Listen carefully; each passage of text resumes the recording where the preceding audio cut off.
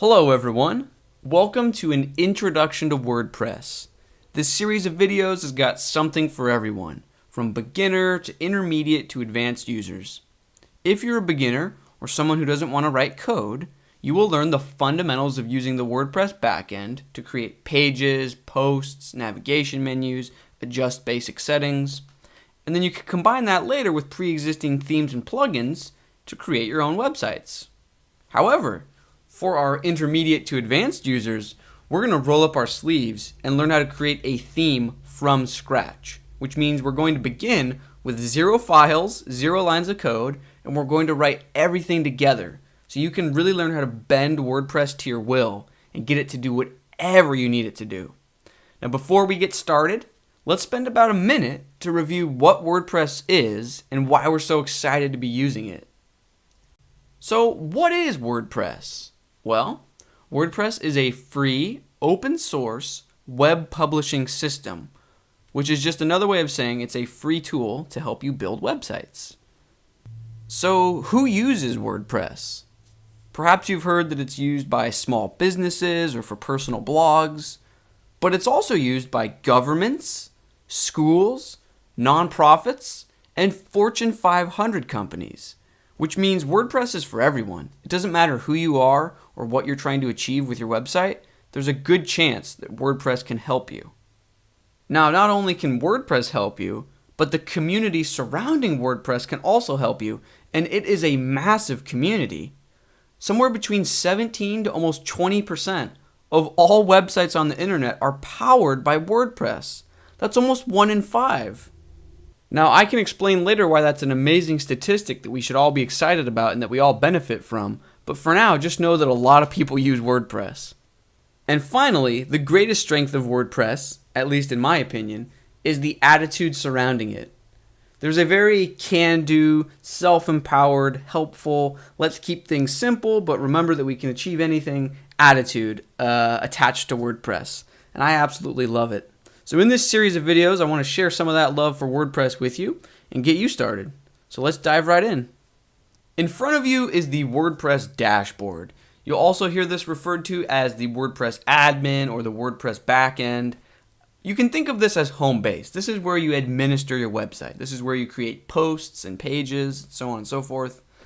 Now, it's important to point out that the general public, the people that view your website, cannot and will not see this backend or this dashboard. Only you, as the site owner or site content contributor, will see this. So if you imagine it's the year 1950 and we're running a newspaper, the general public doesn't see the printing press or the offices where your journalists work. They only see the front-facing newspaper.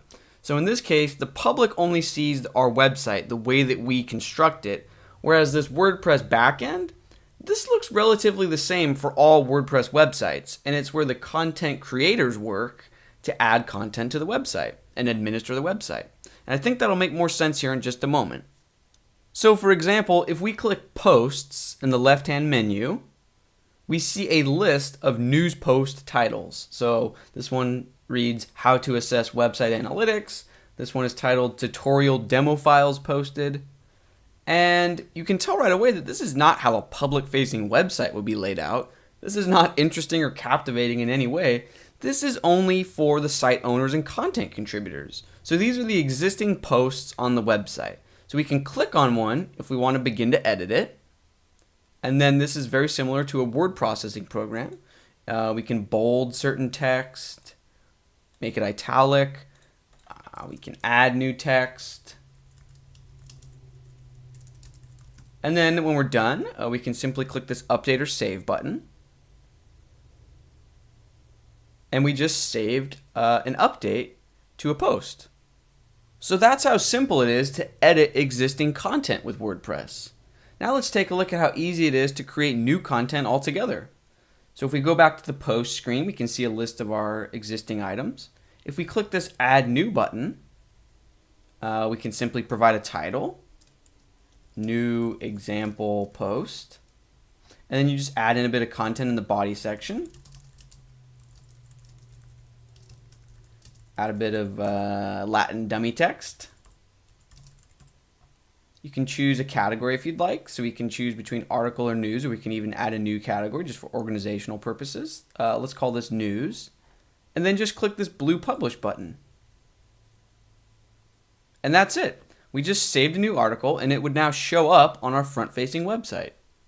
And that's really the heart and soul of the WordPress backend. You can edit existing content and create new content. Now there are different types of content. So for example, we were dealing with posts. However, let's take a very quick look at pages. The best way to describe pages is to simply contrast them with posts, because the two are very similar, but there's a key difference. So let's say, for example, we ran a blog or a news-based website. Most of our content would live within posts because we want this constant stream of content flowing through our website. However, we still might have a few static pillars in our website, like an About Us page, or our history page, or a Contact Us page. Now, when I just used the word static to describe pages, that doesn't mean that they're locked in place or that you can't edit them. So for example, if we click on About Us, we can edit this page. We can make this text bold, we can add new paragraphs, and then click the update button. So the content isn't fixed in the sense that it can't be changed. It's a bit more subtle than that. What we really mean is that posts are usually displayed in reverse chronological order, so the newest posts are at the top if you think of a news website. But pages aren't really part of a stream or river of content. They're sort of independent, timeless in a way, and that's what we mean when we say fixed or static. But aside from that, you can see that pages and posts are nearly identical. You provide a title and then a bit of content. You can update and save them. Now, posts and pages are really the heart and soul of WordPress. So in a sense, you've already just learned how to use WordPress. It's that simple. But you might be thinking, okay, so there's posts and pages. Is that it? Is that all WordPress is? And if it is, why is WordPress so insanely popular? Why do people make such a big fuss over it? So to address those questions or that series of concerns, I will say this.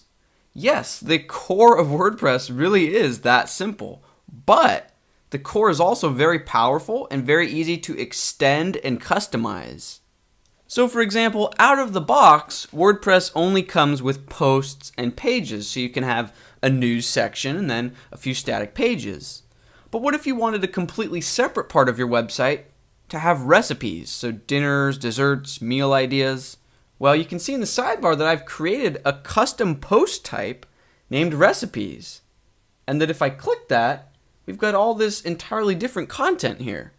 Beef stew, feta chicken salad, blackberry pie, potato salad, chocolate cake. And you can see that we can even use different categories or different taxonomy systems. We can categorize the meals as chicken or dessert, dinner. And these categories are entirely separate from the categories that we use for the news or blog section of our website. And if we click on one, so if I click on potato salad, you can see that it looks just like a post or a page. So you can add content. Oh, here's where the ingredients go. Here's where the instructions go. But it would be very easy to adjust some of the settings in WordPress so that when you're editing a recipe, there's also another field down here that says recipe rating, and you can choose between 1 to 5 stars. And then there could be another field called recommendation, and we would say whether we actually recommend this recipe or not. So the point is that you could have any number of fields in addition to just this main body text field, and you can have those fields only display for certain content types. Which means WordPress isn't limited to just posts and pages. Yes, that's what it starts with out of the box, but WordPress is only limited by your imagination. We could create other custom content types in addition to recipes. We could create restaurant reviews, photo galleries, slideshows, chef's corner with interviews, whatever your imagination can think of. You can really extend and customize WordPress to help you keep it organized, dynamic, and easily accessible to the public. Now, this first lesson or video that you're currently watching is just to whet your appetite. We didn't really get our hands dirty and learn any of the details yet. I do want to say, though, I purposely did not show you the front-facing website. So if you remember, we discussed that only the admin or the site owner sees this dashboard, whereas the public sees something different. They see the actual website. Now, the reason I didn't show you what the website looks like is because I don't want you to have any preconceived notions of what a, quote, WordPress website looks like. There's a lot of people that think that all WordPress websites look the same or that they have some cookie cutter formula, but I'm here to tell you that they don't need to be that way and that largely they're not that way. WordPress does not place any restrictions on how your website should look.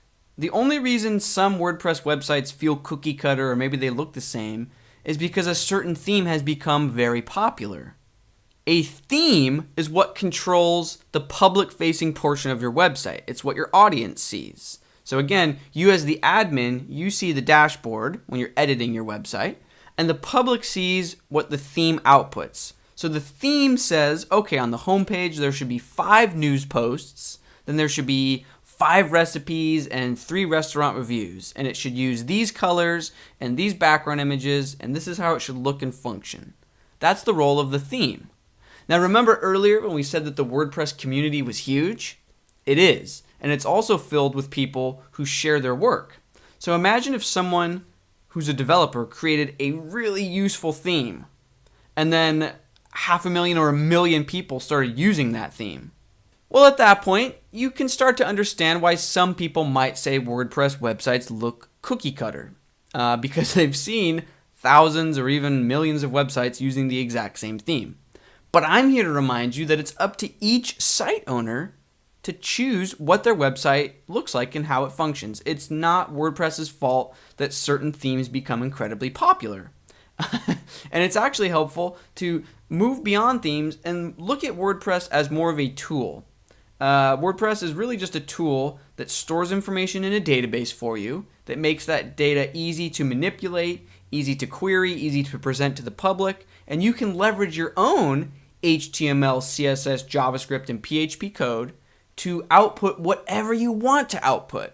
Now the beautiful part is that there's no right or wrong way to put together a WordPress website. If you want to use a free theme, you can. If you want to buy a premium theme, you can. If you want to design and craft and code your own theme from scratch, you can. There's no right or wrong way.